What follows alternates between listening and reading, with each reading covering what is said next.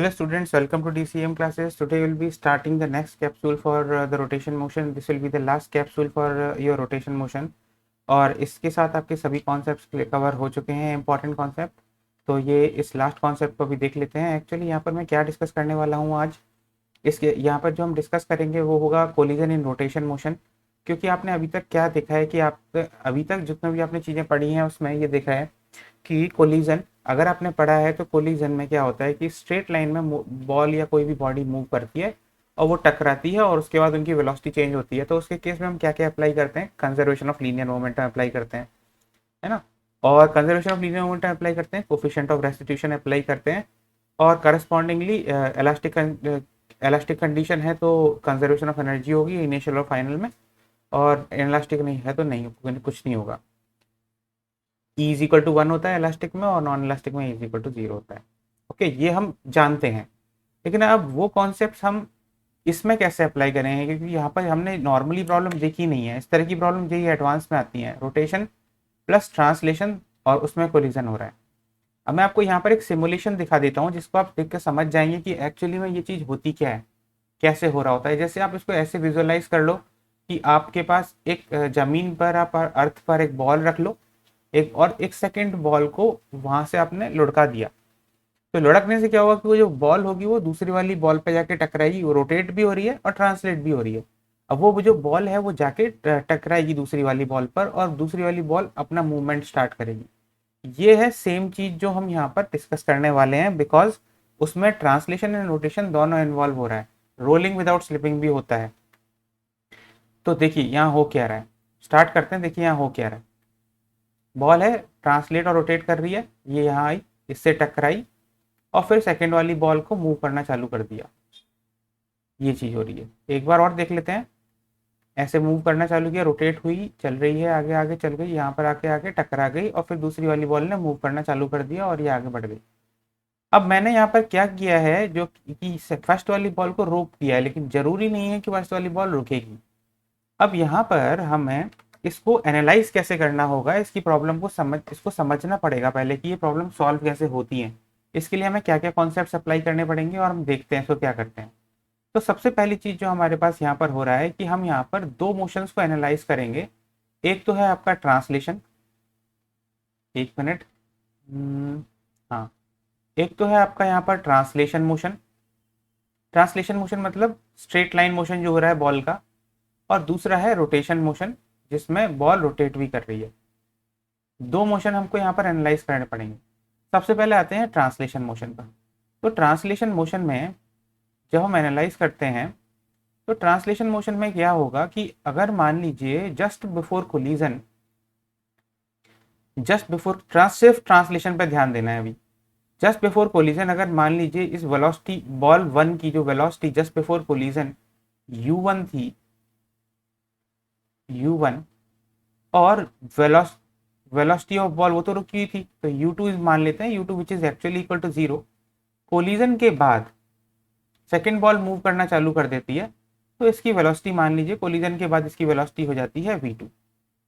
अब मैंने यहाँ पर अज्यूम किया है कि velocity of ball first after collision 0 हो जाती है, इसलिए रुक गई। लेकिन जरूरी नहीं है कि हमेशा ऐसा हो, तो हम इसको v1 मान के चलेंगे। तो क्योंकि अब यहाँ पे अगर आप इसको एनालाइज करते हैं तो यहाँ पर दो, just at the time of collision दो फोर्सेस लग रही होंगी। एक तो इधर F1, सॉरी कलर दूसरे से दिखा देता हूँ,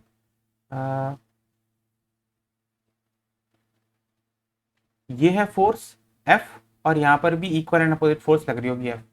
अब क्योंकि हमारे सिस्टम में ये दोनों बॉल्स इंक्लूडेड हैं, तो ये दोनों की दोनों balls equal and opposite forces लाएंगी जो कि एक दूसरे में एक को कैंसिल करेंगी। कैंसिल करती हैं, इसका मतलब हमारे सिस्टम एज ए होल पर नेट एक्सटर्नल फोर्स नहीं लग रहा है। इसका मतलब हम यहाँ पर conservation of linear momentum apply कर सकते हैं। तो हमारा जो पहला कॉन्सेप्ट जो यहाँ पर अप्लाई हो जाएगा वो होगा कंजर्वेशन ऑफ लीनियर मोमेंटम,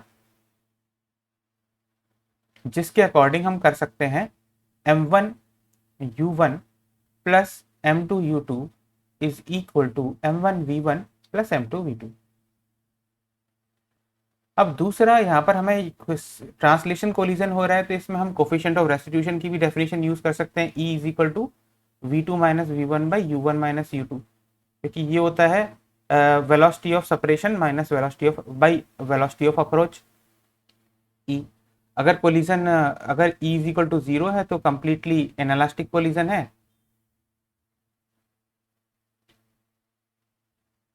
ना, और अगर ई इज इक्वल टू 1 है तो कंप्लीटली इलास्टिक है। ये तो आपको बेसिकली पता है। ये दो इक्वेशन आप यूज कर सकते हैं। और अगर कंप्लीटली इलास्टिक है तो यहाँ पर आप कंजर्वेशन ऑफ एनर्जी भी कर सकते हैं। ओके, कंजर्वेशन ऑफ एनर्जी मतलब यहाँ पर मैं यहाँ लिख देता हूँ, कंजर्वेशन ऑफ एनर्जी क्या होगा, हाफ, सिर्फ इलास्टिक के लिए m1u1 square plus half m2u2 square is equal to half m1v1 square plus half m2v2 square. अब इसके लिए आपको एक फॉर्मूला भी, मतलब एक रेडीमेड फॉर्मूला आता है, वो फॉर्मूला हर एक जगह, अगर आपके पास शॉर्ट नोट्स हैं, जिस भी बुक को आप फॉलो कर रहे हो, शॉर्ट फॉर्मूला मिल जाएगा जिसमें बना बनाया एक वेलोसिटी का फॉर्मूला होता है इन तीनों इक्वेशन को सॉल्व करके। वो इंपॉर्टेंट नहीं है क्योंकि बने बनाए फॉर्मूले को बहुत कम लोग यूज़ कर पाते हैं, लेकिन वो याद रहना चाहिए आपको। अब आते हैं इसका रोटेशन मोशन एनालाइज करते हैं। रोटेशन मोशन में क्या करते हैं कि यहाँ पर आपका जो बॉडी है, ये बॉल है, इस बॉल ने रोटेशन मोशन करना चालू किया और यहाँ पर आके टकराई, और इसके बाद जो सेकंड बॉडी है उसने रोटेशन मोशन करना चालू कर दिया। तो अब मान लीजिए जस्ट बिफोर कोलिजन इसका जो एंगुलर वेलोसिटी है वो मान लेते हैं, जस्ट बिफोर कोलिजन इसकी जो एंगुलर वेलोसिटी थी वो थी, मान लीजिए ओमेगा 1। इसकी जस्ट बिफोर कोलिजन जो एंगुलर वेलोसिटी थी वो थी 0, ओमेगा 2 इज इक्वल टू 0।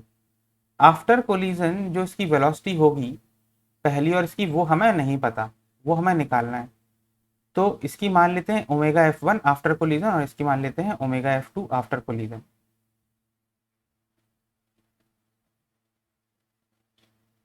ये है एंगुलर वेलोसिटी। अब मान लीजिए, अब यहाँ पर देखते हैं कि हम यहाँ पर अप्लाई क्या कर सकते हैं। तो यहाँ पर जब हम देखते हैं तो यहाँ पर हमारे पास इस पॉइंट पर, ये जब स्टार्टिंग में टकराया तो जो पॉइंट है जो कांटेक्ट में है दोनों के, ये वाला point, this point is actually moving in downwards direction with some velocity, और ये वाला आगे वाली जो बॉल है वो रेस्ट पर है। तो just at the point of contact उसके ऊपर एक फ्रिक्शन फोर्स लगेगी विच उसका जिसका डायरेक्शन होगा ऊपर।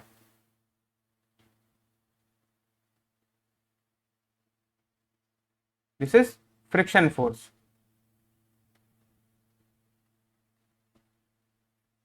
और equal and opposite friction force second wall पे लगेगी जिसकी वजह से उसका मूवमेंट और मोशन स्टार्ट होगा। अब ये जो दो, क्योंकि हमारा सिस्टम ऐसे दोनों बॉल हैं तो इसीलिए अगर हम दोनों बॉल को कंसीडर करते हैं तो नेट फ्रिक्शन फोर्स इस पर 0 हो जाएगी, जिसका मतलब इस सिस्टम में हमारे पास रोटेशन मोशन के लिए भी नेट टॉर्क हमारे पास 0 हो रहा है।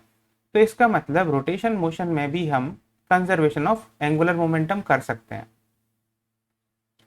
तो रोटेशन मोशन को जब हम एनालाइज कर रहे हैं तो कंजर्वेशन ऑफ एंगुलर मोमेंटम जो हमारा कंडीशन देगी वो होगी I1 omega 1 plus I2 omega 2 is equal to I1 omega F1 plus I2 omega F2। Okay, ये हो गई condition conservation of angular momentum की। अब यहाँ पर आप दूसरी चीज क्या ध्यान रखोगे कि यहाँ पर क्योंकि ये कोफिशिएंट ऑफ रेस्टिट्यूशन वाली कंडीशन आप यहाँ पर नहीं लगा सकते, क्योंकि this is only applicable for head on collision जो कि स्ट्रेट लाइन में होता है, रोटेशन में आप नहीं लगा सकते ये चीज। ओके, सेकेंड चीज आप क्या लगा सकते हो, अगर कोलिजन इलास्टिक है तो उसके केस में कंजर्वेशन ऑफ एनर्जी होगी, यानी कि half I1 omega 1 square plus half I2 omega 2 square is equal to half I1 omega F1 square plus half I2 omega F2 square. Correct, ये समझ में आ गया है हमें, ये चीजें हम अप्लाई कर सकते हैं। ये हो गया आपका टोटल इन दोनों का analysis, relation plus rotational plus translational. Okay, तो अब यहाँ पर आ गया हमारा कोलिजन। इस तरह की दोनों इक्वेशन को हम यूज करके, जो 4 इक्वेशन है हमारे पास, एक्चुअली टोटल 5 हैं, इनमें से प्रॉब्लम में जो आपको अननोन वैल्यू निकालनी है उसको निकालने के लिए आप जो कन्वीनियंट इक्वेशन है वो आप यूज कर सकते हैं, इन पांचों में से कोई भी, तो आपका प्रॉब्लम फटाफट सॉल्व हो जाएगा। ये एक एडवांस लेवल का कॉन्सेप्ट है जिसको आप जेई मेन टाइप के क्वेश्चन में ये नहीं पूछा जाता है, एडवांस लेवल का कॉन्सेप्ट आप इसको मानेंगे। अगर आप लकी हैं तो जेई मेन में इसका क्वेश्चन आ जाएगा, लेकिन बहुत ही ईजी लेवल का क्वेश्चन आएगा जिसको आप सेकेंड्स में सॉल्व कर लेंगे। अब चलते हैं इस कॉन्सेप्ट, ये है आपका कोलिजन जो ट्रांसलेशन प्लस रोटेशन में होता है। अब चलते हैं इससे रिलेटेड प्रॉब्लम को सॉल्व करने में। प्रॉब्लम देखते हैं, प्रॉब्लम क्या है। प्रॉब्लम है यहाँ पर, इसको ध्यान से पढ़िए प्रॉब्लम को क्या है। अब जब आप प्रॉब्लम सॉल्व करते हैं तो आपको ये याद रखना चाहिए कि आपका जो वे ऑफ सॉल्विंग क्या होना चाहिए प्रॉब्लम का, कि आप क्वेश्चन को देखते हैं, पढ़ते हैं, समझते हैं, और फिर उसके बाद समझने के बाद उसको पॉज करके खुद अटेम्प्ट करने की कोशिश करें। खुद अटेम्प्ट करने के बाद अगर आपसे सॉल्व नहीं होता है तो ही सॉल्यूशन देखें, और अगर नहीं होता है तो जिस भी आप इंस्टीट्यूट में पढ़ते हैं उससे आप अपने डाउट क्लियर करें। और अगर आप वहाँ से डाउट नहीं क्लियर कर पा रहे हैं तो आप फ्री हैं मुझसे डाउट पूछने के लिए, नंबर पर डाउट पूछ सकते हैं आप मुझसे। तो यहाँ पर इसको क्वेश्चन को देख लेते हैं पहले। टू कोएक्सियल डिस्क हैं आपके पास, having moment of inertia I1 and I1 by 2। ये है आपका I1, एक मिनट कलर चेंज कर लेता हूँ दिखाने के लिए अच्छे से। ये है आपका I1 और ये है I1 upon 2, are rotating with angular velocities ω1 and ω1 by 2। This is moving with ω1 and this is moving with angular velocity ω1 by 2। अब इसने कोई डायरेक्शन नहीं दिया तो हम we are free to assume any direction. They are brought in contact with each other and thereafter they rotate with common angular velocity। मतलब जब इनको आपस में, जैसे नीचे वाले डायग्राम में दिखाया गया है, ये दोनों आपस में मिला दी गई हैं और फिर उसके बाद ये कॉमन एंगुलर वेलोसिटी से मूव करते हैं जो कि मान लीजिए ओमेगा है। ओके, अब यहां पर आपको करना क्या है, if EI, EF and EI are the final and initial total energies, then what is the difference of kinetic energy। तो यहाँ पर देखिए पहले क्या हो रहा है कि इस बॉडी को, सेकंड वाली को हमने इस पहली वाली के ऊपर रख दिया, तो ये सेटअप बन गया नीचे जो मैंने डायग्राम में दिखाया हुआ है। अब यहाँ पर क्या है कि दोनों के बीच में नेट, क्योंकि एक के ऊपर एक रखी हुई है, सेम मूव करेंगी तो सेम वेलोसिटी से मूव कर रही होंगी, यानी कि नेट फोर्स जीरो लग रहा होगा दोनों के बीच में, आपस में एक दूसरे को कैंसिल कर रहा होगा, इसलिए सेम वेलोसिटी से मूव कर रहे हैं।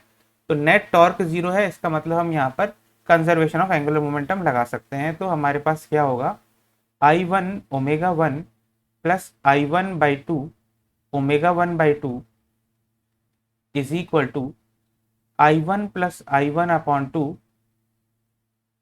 Into omega. इससे हमारे पास क्या आ जाता है, इससे हमारे पास आ जाएगा ω1 by 4, यानी कि 5 ω1 by 4 is equal to 3 I1 by 2 into omega, which is equal to I1 आपका यहाँ पर कैंसिल हो जाएगा, तो 5 ω1 by 6 is your angular velocity जिससे वो मूव कर रही है। आ गया। अब हमें क्या करना है, इसकी काइनेटिक एनर्जी निकालनी है। तो के एफ माइनस के आई हमारे पास क्या होगा, के एफ माइनस के आई, के फाइनल जो काइनेटिक एनर्जी है वो है half into I1 plus I1 by 2 which is equal to 3 I1 by 2, दोनों का सम मोमेंट ऑफ इनर्शिया का, एक तो इसका और दूसरा इसका I1 by 2 है ना, दोनों का मोमेंट ऑफ इनर्शिया का सम, इनटू दोनों की जो एंगुलर वेलोसिटी है ओमेगा स्क्वायर, ये है final kinetic energy, minus initial kinetic energy आपकी क्या है, half I1 ω1 square plus half I1 by 2 into ω1 square by 4। Okay, इन दोनों को आपको सब्ट्रैक्शन करना है, तो आपकी जो वैल्यू आएगी which will be equal to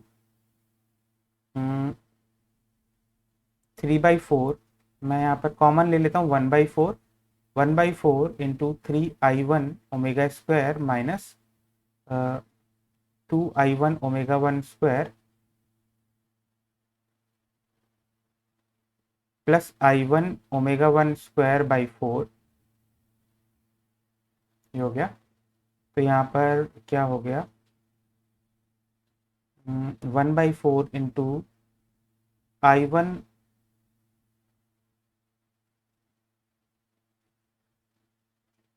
हो, यहाँ पर हमें ओमेगा की वैल्यू भी रखनी पड़ेगी। ओके, रख देते हैं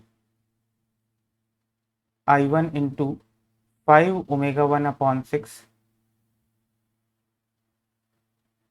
4 अभी कॉमन नहीं निकालेंगे, तो 3i1/4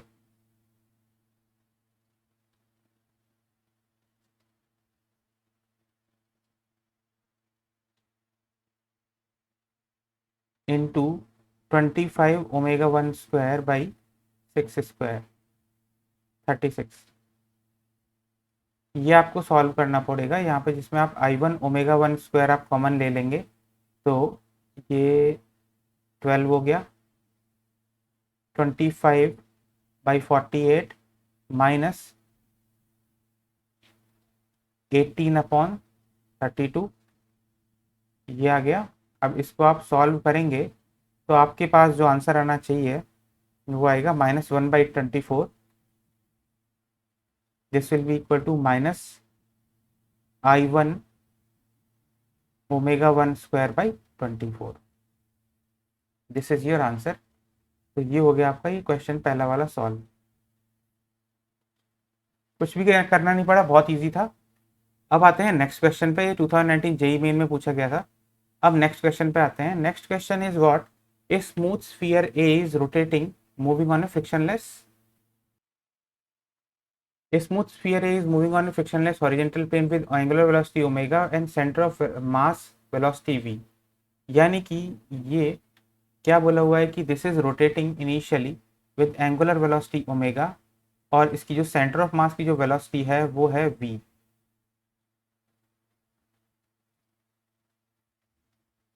इट कोलाइड्स इलास्टिकली, मतलब इलास्टिकली मतलब कोई एनर्जी लॉस नहीं हो रहा, and head on with identical sphere B at rest. ये बी जो है एट रेस्ट पर है, इसकी वेलोसिटी जीरो है और ना ही ये रोटेट कर रहा है, यानी कि इसकी जो एंगुलर वेलोसिटी है वो भी जीरो होनी चाहिए। Omega is also equal to zero. After the collision their angular velocities are omega A and omega B. Neglect friction everywhere, friction कहीं पर भी नहीं है। तो आफ्टर कोलिजन इसकी जो एंगुलर वेलोसिटी हो जाती है वो हो जाती है omega A and omega B. इसको ओमेगा ए मान लो और ये हो गई आपकी ओमेगा बी। तो यहाँ पर क्या हो रहा है कि रेस्पेक्टिवली देन, अब यहाँ पर एनालाइज करने की चीज क्या है कि क्योंकि यहाँ पर ये फ्रिक्शन नहीं है, तो जब ये लोग कोलाइड करेंगे तो यहाँ पर फ्रिक्शन का तो कोई सवाल ही नहीं होता। फ्रिक्शन नहीं है तो इसके ऊपर कोई टॉर्क नहीं लगेगा, तो इसका मतलब ये रोटेट करना नहीं चालू करेगी। यहाँ पर फ्रिक्शन फोर्स जीरो है, तो इसका मतलब इसकी जो एंगुलर वेलोसिटी है वो ओमेगा ओमेगा जीरो होगी। तो इसका मतलब ओमेगा बी की जो एंगुलर वेलोसिटी है, तो ओमेगा बी की वैल्यू तो जीरो होनी चाहिए एंगुलर वेलोसिटी। तो यानी कि इसका मतलब आफ्टर कोलिजन जो सेकंड बॉल है वो जीरो, वो रोटेट ही नहीं करेगा, omega B is equal to zero. और आफ्टर द कोलिजन, हाँ, बस क्या होगा कि यहाँ पर क्योंकि इलास्टिक कोलिजन है, तो जिस वेलोसिटी से इसने स्ट्राइक किया सेम वेलोसिटी से ये मूव करना चालू कर देगी, क्योंकि कोलिजन हुआ है, इलास्टिक कोलिजन हुआ है। ये वाली वेलोसिटी आफ्टर कोलिजन, ये जो दूसरी बॉल है वो इस वेलोसिटी से मूव करना चालू कर देगी। तो इसका मतलब क्या है, यहाँ पर हम एनालिसिस से क्या समझ रहे हैं, क्योंकि ये जो इलास्टिक कोलिजन होता है जिसमें एक बॉडी रेस्ट पे होती है और दूसरी मूव कर रही होती है, कोलाइड कर रही होती है, तो वेलोसिटीज एक्सचेंज हो जाती है, अगर आपने नॉर्मल कोलिजन में पढ़ा है। तो उसके बाद आफ्टर कोलिजन क्या होगा, इसकी वेलोसिटी जीरो हो जाएगी और इसकी वेलोसिटी, ट्रांसलेशन वेलोसिटी वी हो जाएगी। अब यहाँ पर क्या है कि कोलिजन से पहले रोटेशन पे आते हैं। रोटेशन में इसकी एंगुलर वेलोसिटी ओमेगा थी, इसकी एंगुलर वेलोसिटी ये मूव ही नहीं कर रही थी, लेकिन दोनों के बीच में फ्रिक्शन है, फ्रिक्शन नहीं है, सॉरी फ्रिक्शन नहीं है, तो इसका मतलब जो पहली वाली बॉल है वो रोटेट ही करेगी, तो इसका मतलब ओमेगा से ही रोटेट करती रहेगी और सेकेंड बॉल जीरो की एंगुलर वेलोसिटी जीरो होनी चाहिए। तो यहाँ पर देखते हैं कौन सा हमारा सही ऑप्शन करेक्ट है। तो करेक्ट ऑप्शन हमारे पास omega A is equal to omega ही ए ही होगा, ओमेगा ही होगा। सी करेक्ट है। और कोई ऑप्शन देख लेते हैं कुछ है कि नहीं, omega is equal to omega नहीं, नहीं नहीं। तो इसका जो ऑप्शन सी है वो करेक्ट है। हमने बस यहाँ पर क्या किया है, ट्रांसलेशन मोशन का एनालिसिस किया है, जिससे हमें पता चला है कि जब ट्रांसलेशन मोशन में जब कोलिजन इलास्टिक होता है तो वेलोसिटीज एक्सचेंज हो जाती हैं। तो उससे सेकंड की बॉल की वेलोसिटी v हो जाएगी फाइनल, और पहली वाली बॉल रुक जाएगी। रोटेशन में क्या हुआ है, रोटेशन को जब हमने एनालाइज किया, क्योंकि फ्रिक्शन नहीं है दोनों में तो कोई टॉर्क नहीं लगेगा, उसकी वजह से सेकंड बॉल का रोटेशन स्टार्ट नहीं होगा। पहली वाली बॉल पर का रोटेशन डिक्रीज नहीं होगा क्योंकि फ्रिक्शन नहीं है, तो इसलिए वो सेम एंगुलर वेलोसिटी से रोटेट करती रहेगी, और सेकंड वाली बॉल पे एंगुलर वेलोसिटी आएगी नहीं। ठीक है, तो ओके, ये चीज़ सॉल्व हो गई है। अब हम ये, अगर आपको ये वीडियो पसंद आया हो तो इस वीडियो को लाइक कीजिए, शेयर कीजिए, सब्सक्राइब कीजिए, कमेंट कीजिए, और इस तरह से वीडियो देखते रहिए, ये आपके लिए बहुत हेल्पफुल होंगे। ये एडवांस का कॉन्सेप्ट है, ये कॉन्सेप्ट कोलिजन, बहुत इंपॉर्टेंट कॉन्सेप्ट है, कोलिजन इन रोटेशन मोशन। और इस वीडियो को अगर आपको पसंद आता है तो इस वीडियो को लाइक कीजिए, शेयर कीजिए और सब्सक्राइब कीजिए, और ऐसे वीडियो देखते रहिए। All the best for your upcoming examination. Thank you.